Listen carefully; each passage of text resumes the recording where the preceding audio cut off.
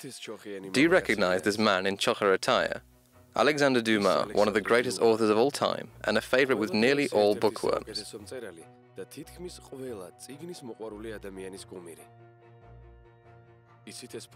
Do you know where this picture was taken? In Tbilisi in 1858, during his journey to Georgia. The author spent almost 3 months in our country and subsequently wrote exciting memoirs. Duma portrays Georgia as an exotic country far away from Europe, with its unique culture and gorgeous inhabitants.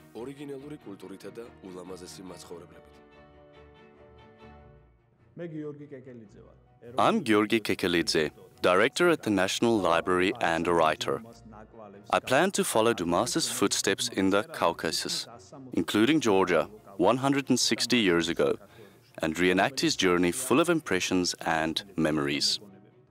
While reviving some of these sentiments and reenacting the time of Alexander Duma, we will also try to describe the current relations between Georgia and Europe.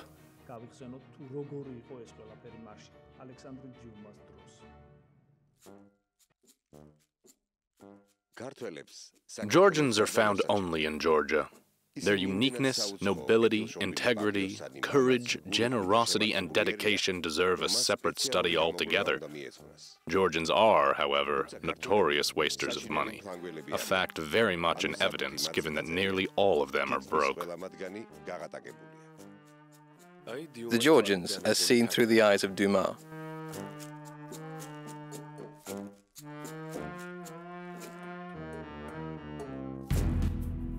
Europe in Georgia, following Duma's footsteps.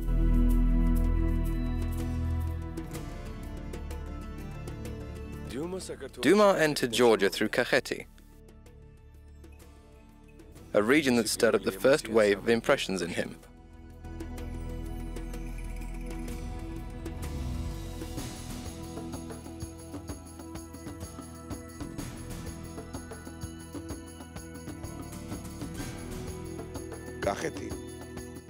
Kakheti is a Caucasian Eden, the vineyard of Georgia, with grapes which, properly stored and preserved, could easily vie with their French counterparts.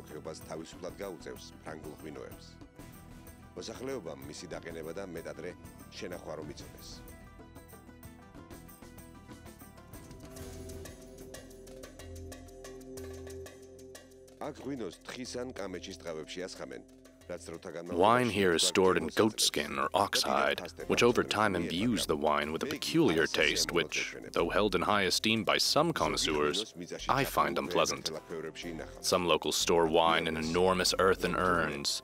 I was told a story of a Russian cavalryman who fell into one such vessel and drowned like Clarence in a butt of Malmsey after the ground gave way beneath him.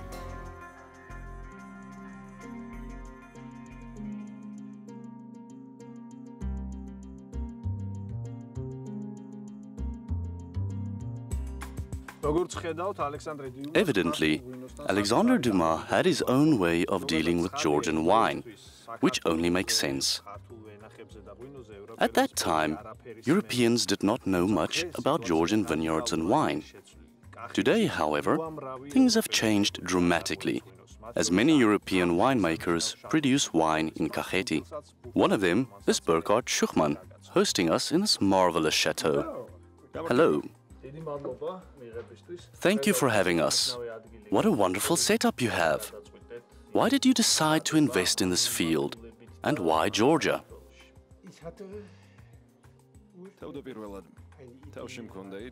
At first, I conceived an idea to engage in winemaking.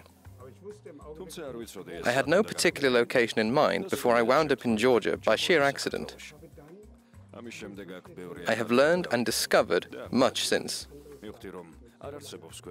I realized that no other country had such long-standing winemaking traditions, offering simple and lucrative investment opportunities.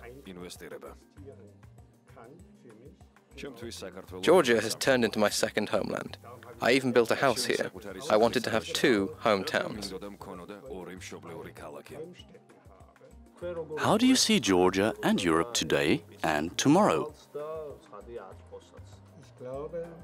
Georgia is on the right track, which stems from the association agreement and visa liberalization just around the corner. Georgia needs Europe, but it also seems very attractive to Europe. After all, Georgia is a cradle of winemaking dating back to 8,000 years ago.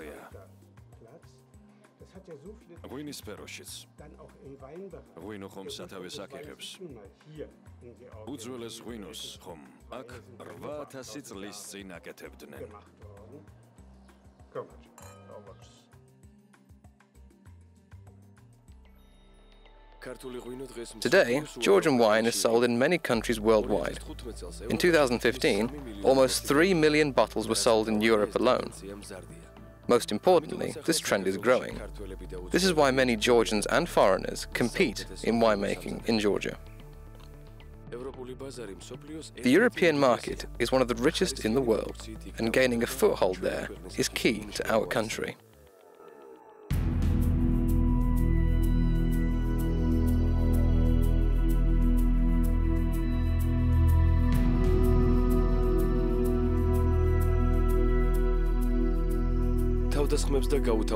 Duma explains the great numbers of fortifications in Georgia by Georgia's endless invasions and wars. Much as, in Normandy, all ancient castles are dedicated to Robert the Devil, every fortification in Georgia claims relation to Queen Tamar.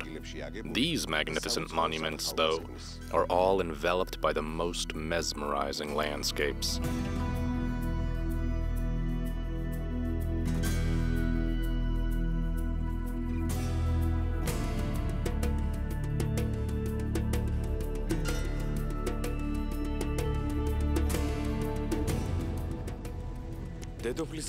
In Dedo Plitskaro, the author visited Tamar's castle.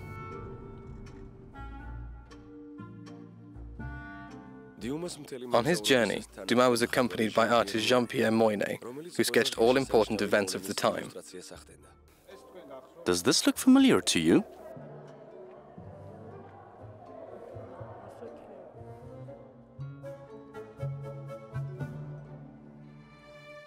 From Alexander Dumas's journey. Dumas's journey to Tamar's castle. Here is the castle.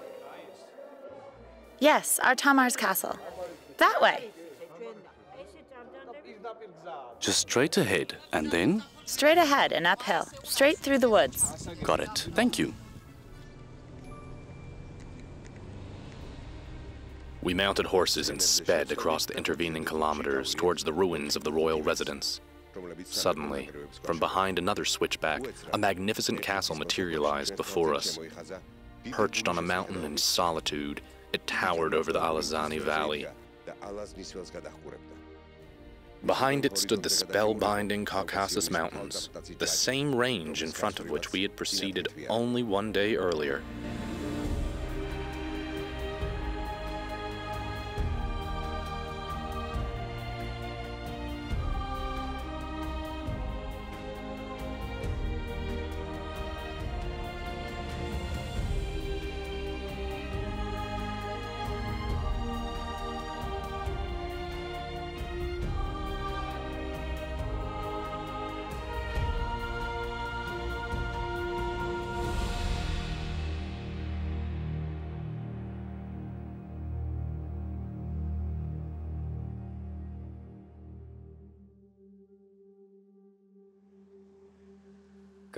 From Kakheti, Duma and his company headed towards Tbilisi, Georgia's capital city.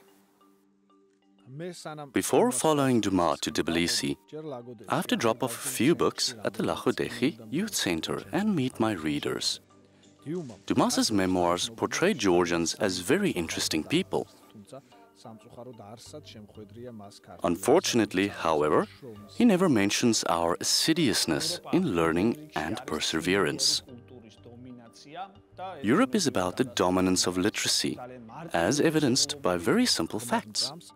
I'm convinced that our country's future lies within education.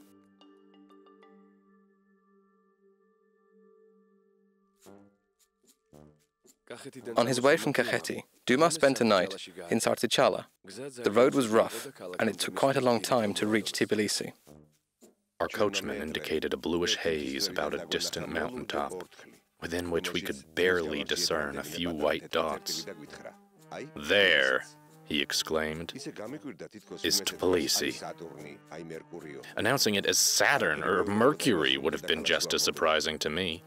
There was no indication of us nearing a city. No houses, no cultivated land, just parched soil for miles, resembling a desert.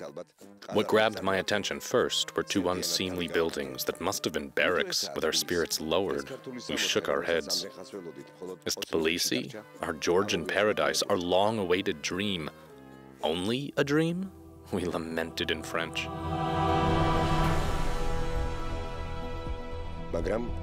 Emerging from the blue mist, though, the closer we approached, a new sight made us leap for joy. It was the Mtkvari River, raging in the depths of the nearby ravine, and above it a city spreading in tiers across the mountain slopes, its houses scattered like flocks of terrified birds, seeking for refuge at random. Exclamations of excitement filled the air. "Look at this bridge! Oh, how about that castle over there?" A phenomenal sight was emerging out of the distance. Our coachman spared no effort, urging the horses faster, exclaiming all the while, "Chabarda, make way!"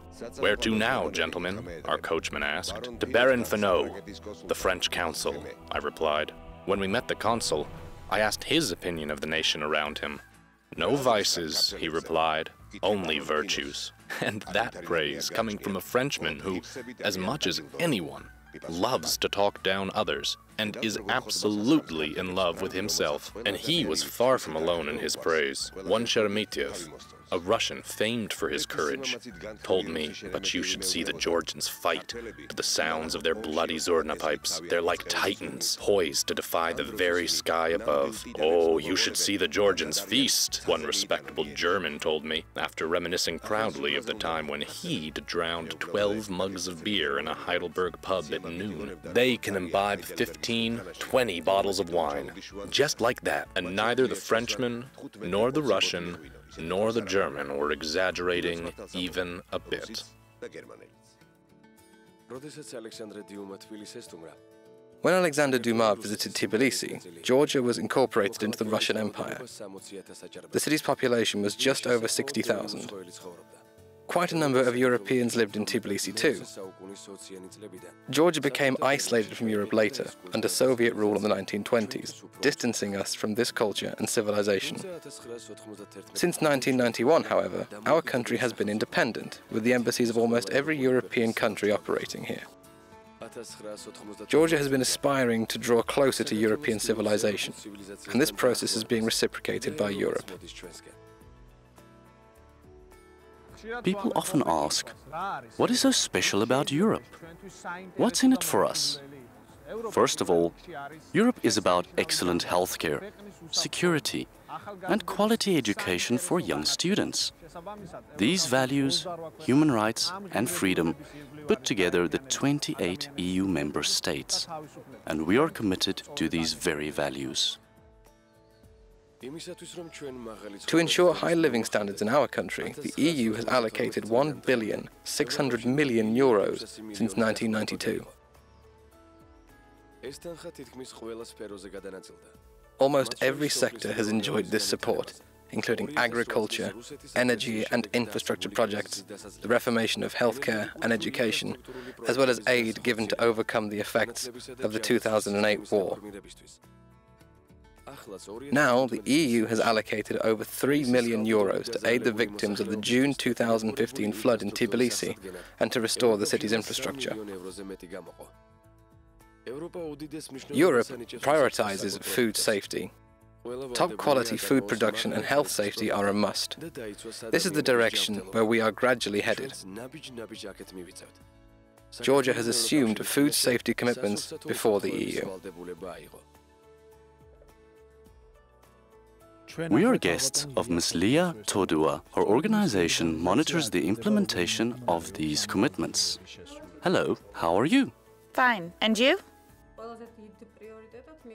Our priority is to ensure food safety. We have been working on it since 2008. We have a website, and we seek to raise awareness so that people, consumers, may get the picture and understand their role in it.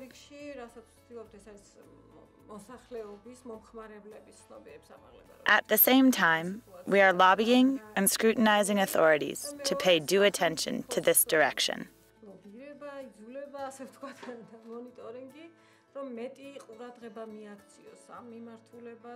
What mechanisms does the state have to ensure it? The state has a very concrete plan. The AA includes an 8-year plan with adoption timeframes for different regulations.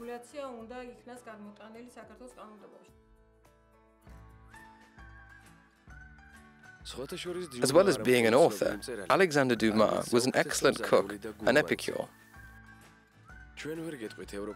There is no knowing how good Georgian food was compared to its French counterparts of the time. Apparently, the Georgians did not impress their French guests much in this department. Duma never stressed the merits of local cuisine.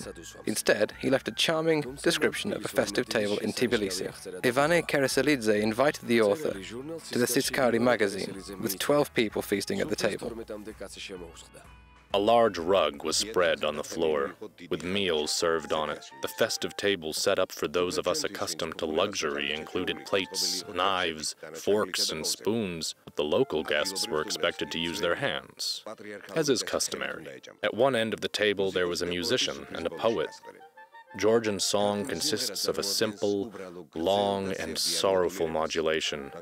You can listen to it for hours without approaching boredom. These tunes, resembling lullabies, never put you to sleep, but invite you to indulge in a kind of daydream. Duma then describes a Georgian festive table that ends late at night, with awarding a certificate of recognition to the author. Mr. Alexander Duma visited our poor office and, during a reception in his honor, drank more wine than the Georgians did. Signed Editor-in-Chief Giorgi Kekelidze, November 28, 1858. I believe, however, that the Georgians awarded me only because of their unblemished sense of tolerance. Where would a hungover Dumas go next morning? Your guess is right. Of course, to the sulfur baths. I have never felt so good in my life. How hasn't anyone opened a Persian bath in Paris? The city of sensual pleasures. No profiteers left to commission a couple of masseurs from Tbilisi. Pleasure and profit in one. Over the 6 weeks I spent in Tbilisi, I visited the Persian baths every other day. The high prices, poor roads, and unlit streets at Tbilisi proved a nuisance to Duma.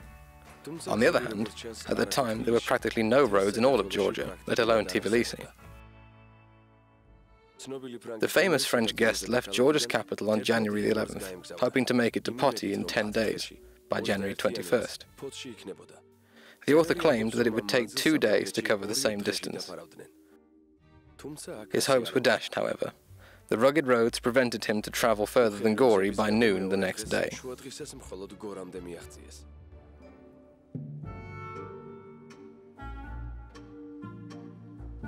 Unfortunately, it was a holiday, so the bazaar was closed.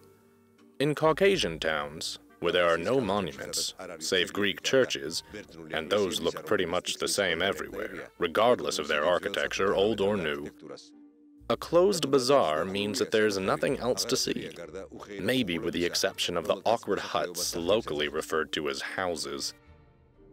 Saying that there is nothing to see in Gori, however, would not do justice to this town. As I wandered, peering down the narrow streets, I caught sight of ruins. 13th century castle, which I found stunning. The castle sits at the top of a cliff. From where I was standing, it seemed impossible to build anything there. More believable seemed that God himself had lowered it from heaven, saying, "Behold, divine justice."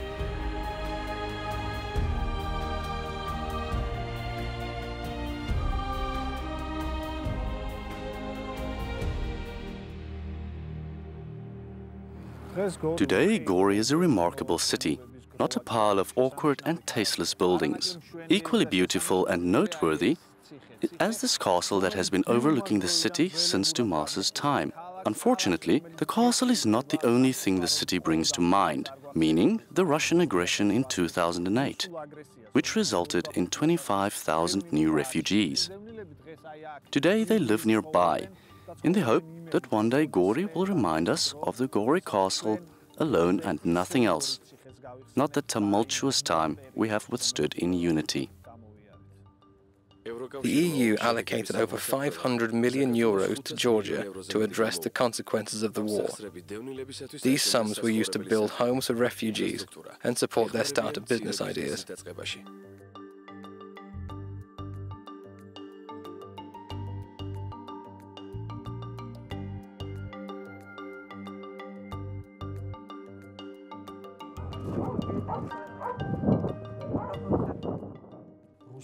Would our coexistence be easier without the Russian factor? You mean Ossetians and us? Yes. We, Ossetians and us, are getting along well anyway. We keep in touch, especially those elderly. Younger people find it hard, so they don't communicate much. People of my age, we never fought. With or without a third party, we love one another. They're dealing with the same problems as we do. This love, sooner or later, may emerge as the best way of reconciliation. Love is all-powerful, omnipotent, and almighty. Please offer us another toast. I want Ossetians and Georgians to love one another. I want Abkhazians and Georgians to love one another. Because historically we are kin. My daughter is married to an Ossetian. She lives in Skhin Valley. Even today? Yes. I have a great son-in-law.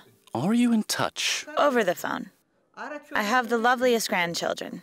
They're to die for. So you're cousins, right? You communicate with your cousins over the phone.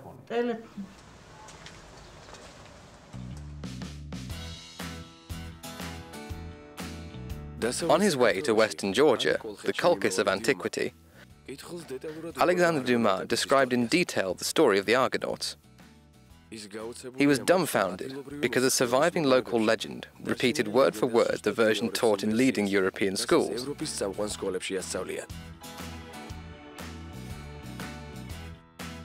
He adds,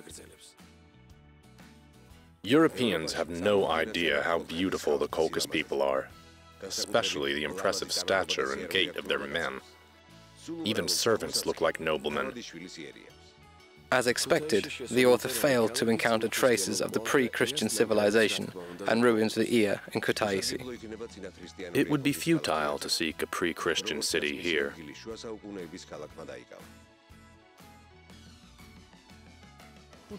Kutaisi is the second largest city in Georgia. We are now in one of its ancient and prominent neighborhoods. However, let me introduce the city from a totally different angle. We often speak of environmental protection, clean environment, and the likes. Equally, frequently we ask ourselves what we are doing to this end. Admittedly, Kutaisi has already made the first step towards deal with waste. A perceptive eye easily notices new trash cans in Kutaisi that are different from the old ones. Who came up with this idea? How was it implemented?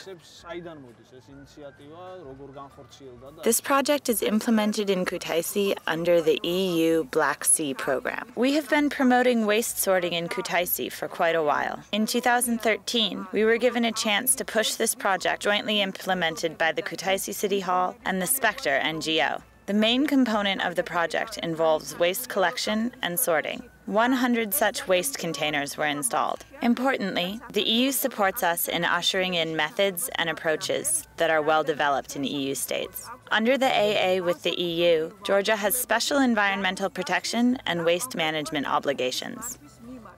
Why is it important? Waste plastic is the most problematic pollutant, virtually insoluble, remaining out there in its original form. Yes, but where is all this waste going?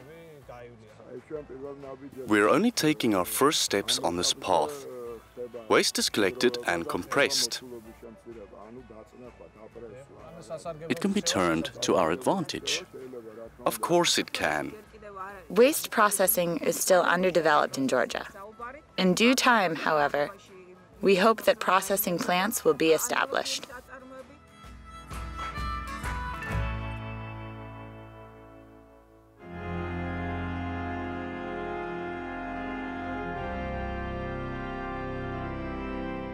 Duma was especially impressed by the Galati monastery where the author went to see the Darubani gateway.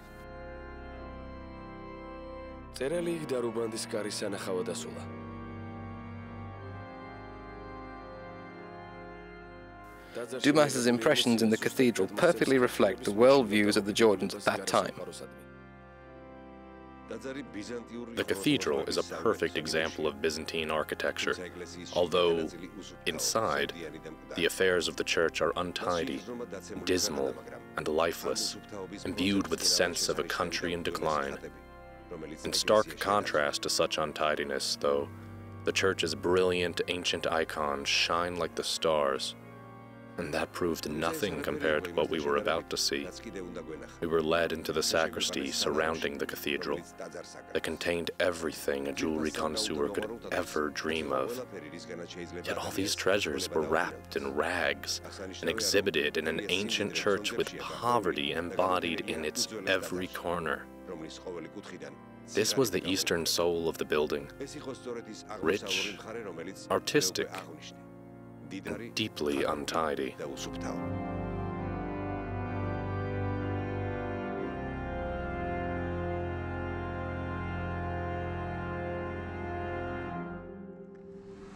From Kutaisi, Alexander Duma traveled to Poti through dirt, snow, and gigantic puddles of mud.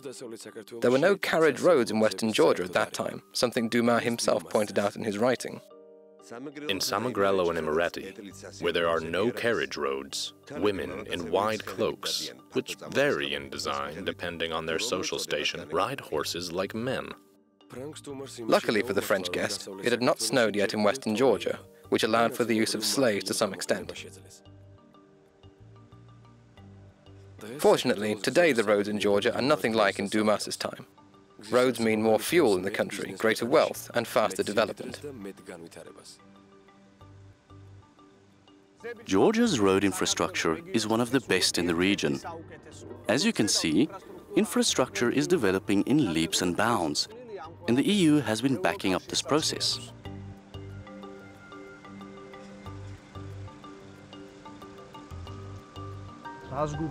What does the construction of these roads involve?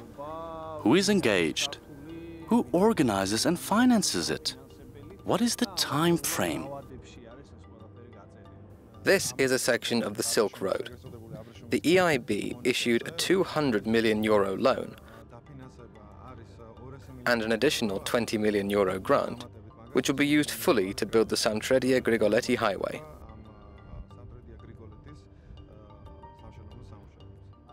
Why are these roads important to Georgia? What do they have to offer?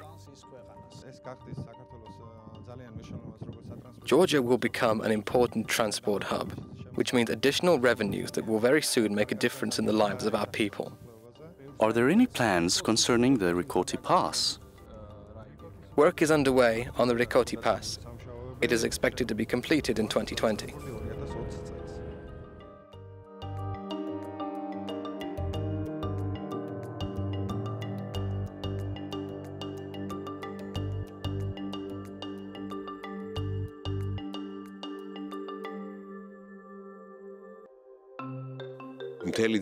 All the women of ancient Caucasus are gorgeous, but good God, the poverty is overwhelming. Svans, who have nothing to sell, are the poorest. Outwardly, however, Their noble looks will dwarf any aristocrat. On our way back to Kutaisi, we encountered a young Gurian nobleman dressed in a Caucasian chokka, accompanied by 2 servants. We stopped to watch him pass by. That young man did not have to introduce himself. He was a quintessential patrician.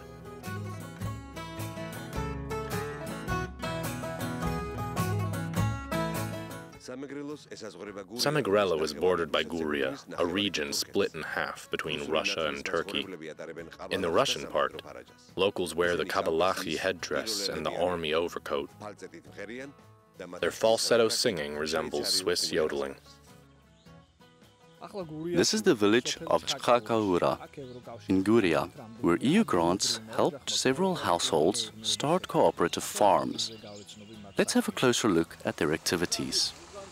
Please welcome.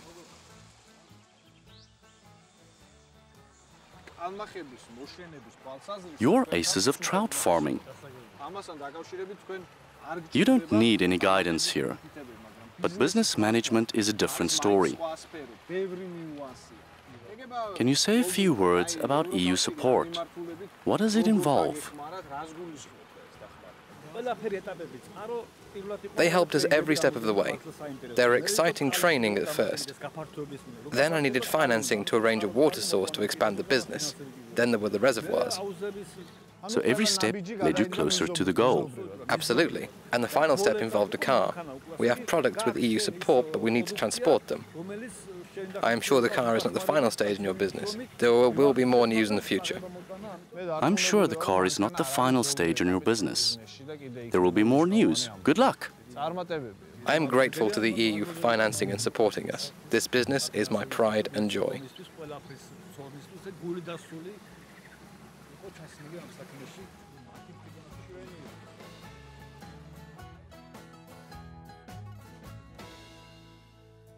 The EU supports the development of Georgian agriculture, which means reducing poverty and promoting employment. To this end, the EU has allocated 52 million euros to support the establishment of 160 cooperatives in 45 villages.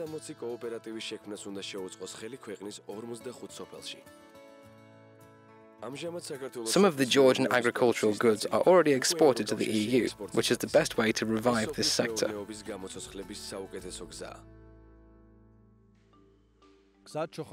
I dropped by the Chokatauri library to meet my readers and leave some books in the book hut, where they are available to everyone to read. I want to leave this book, Georgia's European Way. We all know that Georgia's European way is not something new.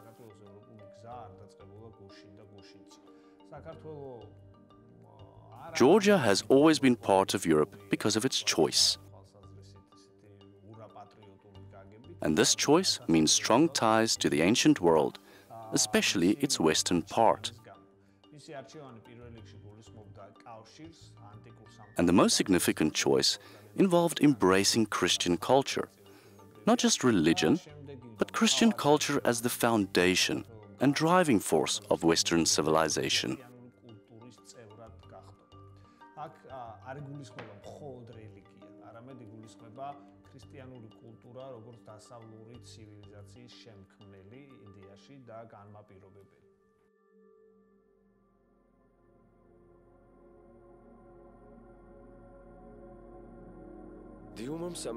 Duma spent much time traveling his way through Samirelo's muddy roads. He was sure he would be late for his ship in Poti. Samiredia is a small principality with 120,000 residents. Between Samiredia and Abkhazia, there is a small free entity called Samirzakano, where the custom of vendetta persists to this day. A man killed in battle, or with a sword in his hand, receives posthumous congratulations for an honorable death, extended also to his mourners. Lamentations over the departed last a long time. The mourners will often wear their ragged mourning dresses for the rest of their lives.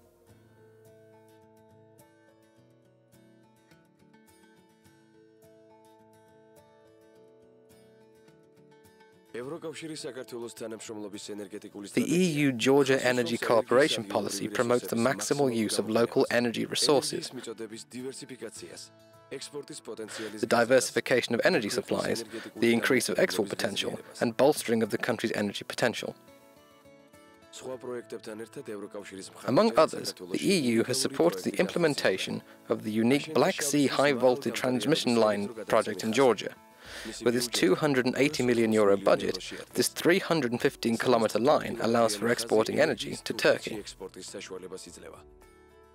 Georgia's diverse energy resources are already attracting private investors, with most of the financing coming from European institutions.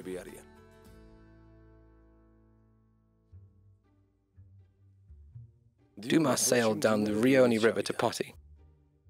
The journey took 2 days. The forests here are just as dense as they were in Jason's time. We passed a canal and, upon nearing the mouth of the Phasis River, found the marshes covered with reeds, where the Argonauts once hid their ship. We headed from there towards a town with only 10 or 12 households. I do not know what the field of Mars looked like in Jason's time, but now it was a raging swamp, ready to suck you in and surely consume you in minutes. He was, of course, late for the ship, so the French author spent almost a week in Poti. This is a Poti coastline sketch by Moyne, what it looked like in Dumas's time. The French author whiled away his week hunting in the Rioni marshes for the whole of the week.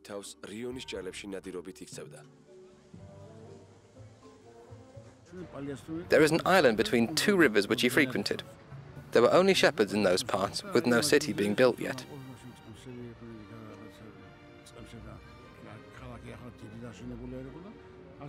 Is Maltakva nearby? Do Poti residents remember the story? Not our generation, but those before us may. No, I mean, there is oral tradition. I think he described Megrelian customs. In his book, Alexander Duma describes one entertaining story about Poti.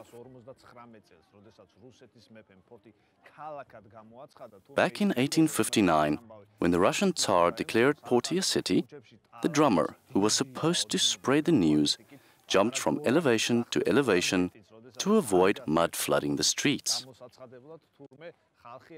Moreover, people would lend him a hand or a stick to save him from drowning. Today, Poti is a fully fledged city, Georgia's main gateway to the sea. The problem with mud is in its history, but many residents still suffer from insufficient water supplies and sewage issues. With EU support, €166 million worth of investments have been drawn to this end, most of which has been spent in the cities along the Black Sea coast. To celebrate Poti's recognition as a city, Duma personally cooked a meal to host a Georgian nobleman and a Turkish merchant. And here is Dumas's menu. Soup. Julienne soup, a broth-based meal. Pork with baby cabbage. Entree. An elaborated shish kebab, sautéed pork kidneys, chicken provençal and wine, roasted meat, 2 ducks, and 12 blackbirds. Light dishes, English peas, eggs in kidney juice, salad, green beans, dessert, dry walnuts, tea, coffee, and vodka. Wine. First Megrelian wine, followed by Cachetian wine.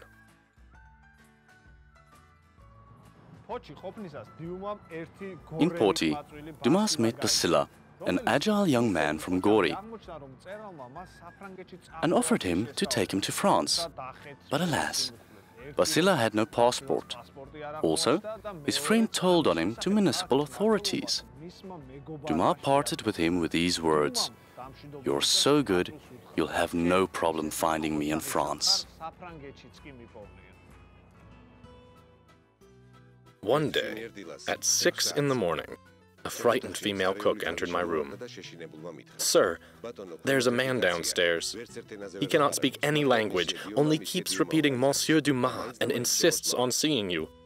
I thought that it must be Basila, and rushed down the staircase. I was right. Our good Basila had traveled from Kutaisi to Paris, spending 27 days in Constantinople, bedridden, and 61 francs and 50 centimes.